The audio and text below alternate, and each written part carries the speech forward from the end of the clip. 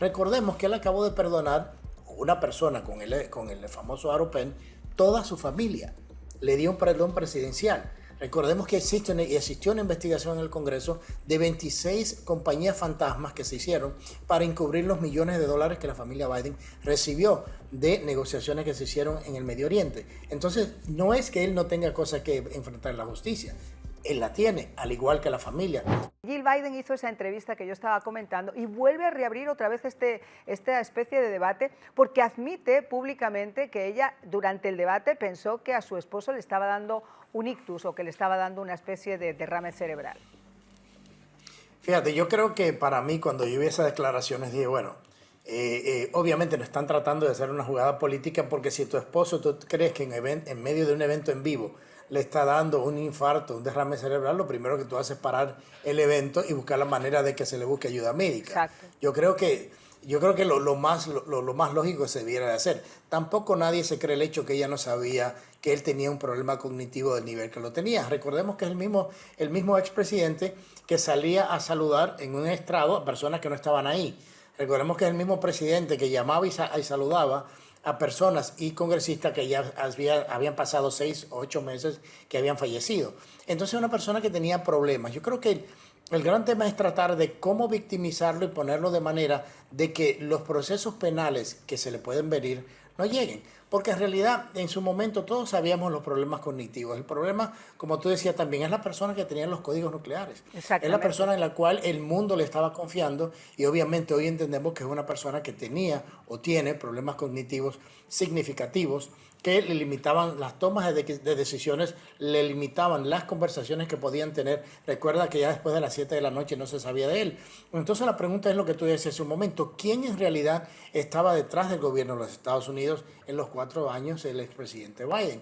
Todos entendemos de que se pareció mucho a una extensión de un gobierno, de un tercer gobierno de Obama, porque mucha de la gente que estaban asesorando al presidente Biden en su momento eran las personas que sí eran de confianza del expresidente Obama. Entonces yo creo que esto es otra movida más política de tratar de victimizar al expresidente en un caso, como tú decías, como el de los documentos clasificados, que él no tenía autorización para tener ningún tipo de documento mientras fue inclusive vicepresidente, y le encontraron miles y miles de documentos. No sé si tú recuerdas el tiempo en la cual la ex secretaria de Estado Hillary Clinton, él es director del FBI, el famoso James Comey, cuando dijo que él tenía muchísima evidencia que podrían implicar a la secretaria Clinton en posibles crímenes federales, pero que él decía que al mismo tiempo ningún fiscal se iba a atrever a procesarla. Algo que es básicamente decirle, te vamos a dar una carta blanca para perdonarte lo que ya existe. Y uno de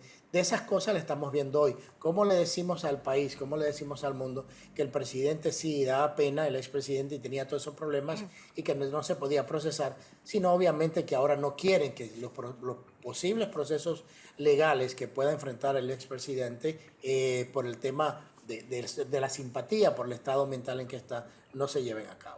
Vamos a escuchar las palabras de Jill Biden y después continuamos hablando porque tienes toda la razón y exactamente fue lo mismo que pensé yo. O sea, aquí no se da puntada sin hilo por qué esas declaraciones justo en estos momentos en un medio como CBS y con un tema tan delicado como es la salud de Biden y si estaba apto, es más, si estaba presente, si era él el que estaba firmando esos decretos presidenciales o si como ya sabemos, algunos de ellos fueron hechos con el autopen. ¿Quién tenía ese famoso autopen? Vamos a escuchar a Jill Biden. Were you horrified as you saw it unfold?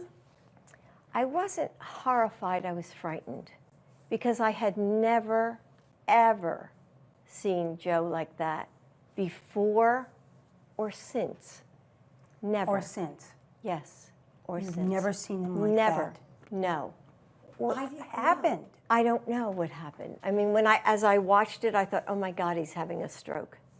And it scared me to death. Qué poco creíble es este tema de It Scares Me to Death, porque como muy bien estaba diciendo Willy, el problema que hay aquí, lo más importante que hay en estos momentos es por qué se hacen esas declaraciones ahora y por qué se actuó de esa manera, y mucho menos con el actual presidente de los Estados Unidos si existía ese riesgo real de que le estuviera dando un stroke, Willy. Ahora, volviendo otra vez al tema, fíjate que lo que más llama la atención es que deciden demandar al Departamento de Justicia de los Estados Unidos ahora para intentar bloquear precisamente que las transcripciones y las entrevistas que hizo ese fiscal Robert Hart puedan salir a la luz y puedan ser públicas dentro del Congreso. Si no hay nada que ocultar, ¿por qué esa maniobra? ¿Por qué hacer eso? ¿Qué es lo que hay que creer? Porque aquí vivimos en una mentira constante en la administración anterior y creo que el pueblo americano va a llegar el momento donde necesita saber al menos la verdad. Es básicamente más manipulación. O sea, yo escuchaba lo que decía la ex primera dama y es inclusive a veces un poco también insultante a la inteligencia de los demás. Ya ha habido declaraciones de mucha gente alrededor del expresidente que estaban en la Casa Blanca, que son públicas, han escrito libros de su incapacidad cognitiva. O sea, no es posible que ella diga que ya no sabía nada y que pensaba que en ese momento, ella inclusive dijo que desde ese momento no ha vuelto a tener esos lapsos, lo cual no es cierto. Entonces yo creo, esa es la parte que molesta cuando se le quiere mentir a la gente de esa manera. Ella es la esposa y está con él todo el tiempo y sabe que los lapsos cognitivos que él tenía en televisión o públicamente eran mucho más visibles en un setting no público, en el cual ella estaba. Entonces, por eso es difícil de creer. Ahora, como tú dices, el tema de la demanda que hace el ex presidente no es más que otro papel político. Él sabe muy bien que de ser públicas esas grabaciones, que se van a hacer públicas, porque no creo que que una corte la vaya a parar, porque estas declaraciones fueron utilizadas en investigaciones federales. Entonces, como un elemento público, como un documento que se utilizó ya en una corte, en un caso, tiene que hacerse público. Claro. No lo pueden esconder. Y lo que se ve en esa grabación es lo que han escuchado, han dicho públicamente. Es un presidente que no estaba en sus capacidades mentales, que no podía responder absolutamente nada, que tenía un problema de olvido, que se le olvidaba todo, que no sabía coordinar. Entonces, es una manera de decirle, bueno, es lo que te decía en su momento, la persona no tiene la capacidad mental para poder enfrentar un proceso federal, criminal que se le puede hacer. Recordemos que él acabó de perdonar a una persona con el famoso Aropen, toda su familia. Le dio un perdón presidencial. Recordemos que existió una investigación en el Congreso de 26 compañías fantasmas que se hicieron para encubrir los millones de dólares que la familia Biden recibió de negociaciones que se hicieron en el Medio Oriente. Entonces, no es que él no tenga cosas que enfrentar en la justicia. Él la tiene, al igual que la familia.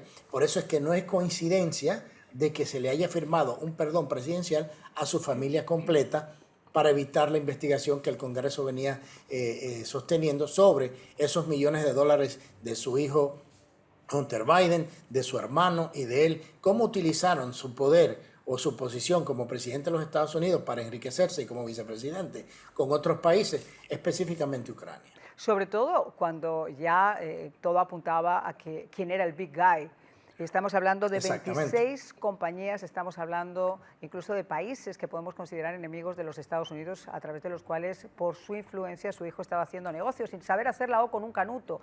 Un hombre que no tiene ni oficio ni beneficio, pero que estaba cobrando millones de dólares por ser precisamente el intermediario, el consultor, entre comillas, para que el big guy pudiera dar esos empujones, como ocurrió, por ejemplo, con Burisma en el tema de Ucrania, donde el propio padre, según esos documentos que se estaban manejando en el Congreso, estaría poniendo en veremos una ayuda al país si no despedían al fiscal que estaba haciendo una investigación precisamente sobre Hunter Biden y sobre la empresa que él estaba apoyando. Pero este caso está fuerte y te voy a decir por qué. Porque al final del día esos perdones que este señor o quien fuera firmó, porque ese es el debate, ¿quién firmó esos perdones? Porque esos perdones fueron firmados después, además de ese debate, y si ya en ese debate el señor estaba teniendo un stroke y vimos el desastre que vimos, que obligó incluso a que lo bajaran de la burra de las primarias, él gana las primarias demócratas, es por tanto el candidato que tiene que enfrentarse a Trump, y de la noche a la mañana todos sabemos que lo bajan y directamente aparece la señora Kamala Harris en su lugar, en una especie de golpe de Estado interno terrible. Pero a partir de ese momento, ¿quién lo firma? Fauci, como tú muy bien estás diciendo, la familia.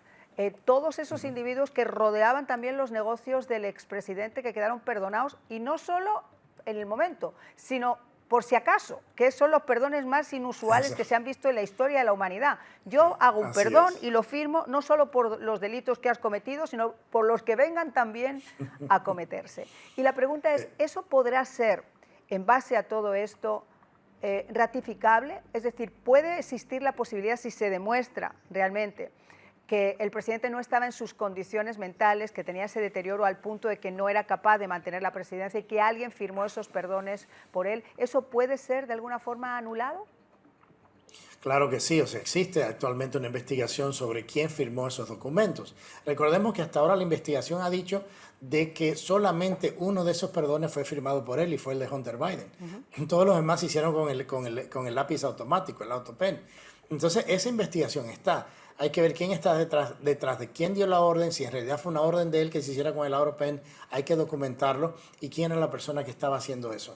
Y también recordemos, están los perdones presidenciales a personas que eran convictos de otros crímenes que se está investigando si fueron negociables, si se pagó dinero por esos perdones. Entonces, esas son las cosas que están tratando de evitar que salgan a la luz. Porque como tú decías hace un momento, si no hay nada que esconder, ¿por qué no querer que salga la grabación en la cual se ve el expresidente Biden en una conversación con un fiscal en la cual se ve completamente deteriorado? O sea, no tiene ningún sentido lo que quieren hacer, o sea, lo que quiere hacer el expresidente Biden con demandar al Departamento de Justicia para que no se haga pública esta Parece que grabación. de la firmita puedes hacer un copy-paste y directamente, como estábamos viendo en nuestras pantallas, colocarlo en un documento oficial. Y la Constitución de este país es bastante clara. Los perdones presidenciales tienen que ser firmados por el presidente.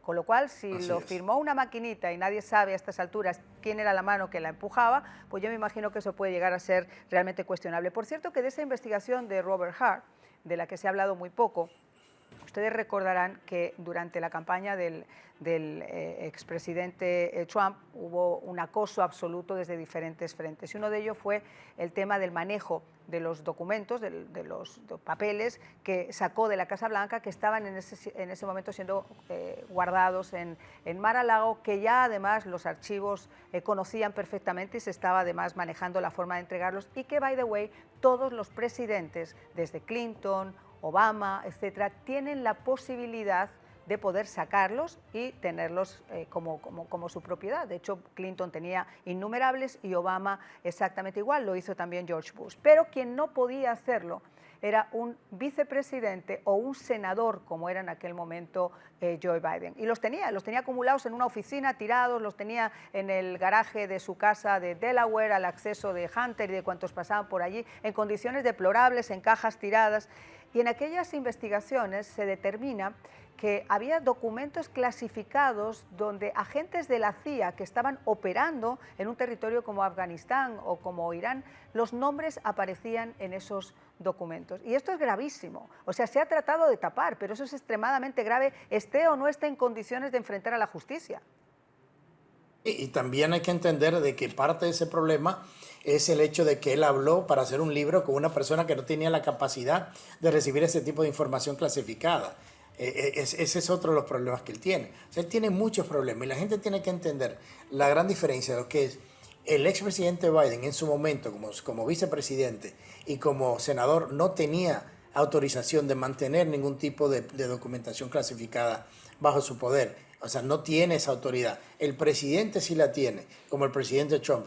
Y todo aquel circo mediático que se hizo con la redada Mar-a-Lago, que fue todo fabricado por el Departamento de Justicia anterior, por el director del FBI anterior, porque armaron ese chanchullo porque ellos estaban buscando si el presidente Trump, dentro de los documentos clasificados que tenía en su poder, que estaban bajo custodia de él, y también, que la gente tiene que entender, bajo la custodia del servicio secreto, porque el servicio secreto le da protección al presidente y en Mar-a-Lago, o sea, no era que estaba en un garaje como lo tenía Joe Biden tirado en una caja y en una oficina en Washington. Esos papeles estaban resguardados y el FBI fabricó evidencias, tomó frente de páginas que decían clasificados, lo pusieron en el piso, tomaron fotos, lo distribuyeron a los medios para crear una narrativa falsa de que el presidente tenía documentos clasificados que no tenía la capacidad de tenerlo. Él es la única persona que tiene la capacidad de desclasificar cualquier documento sin pedirle permiso a nadie. Por eso el presidente de los Estados Unidos. Y el FBI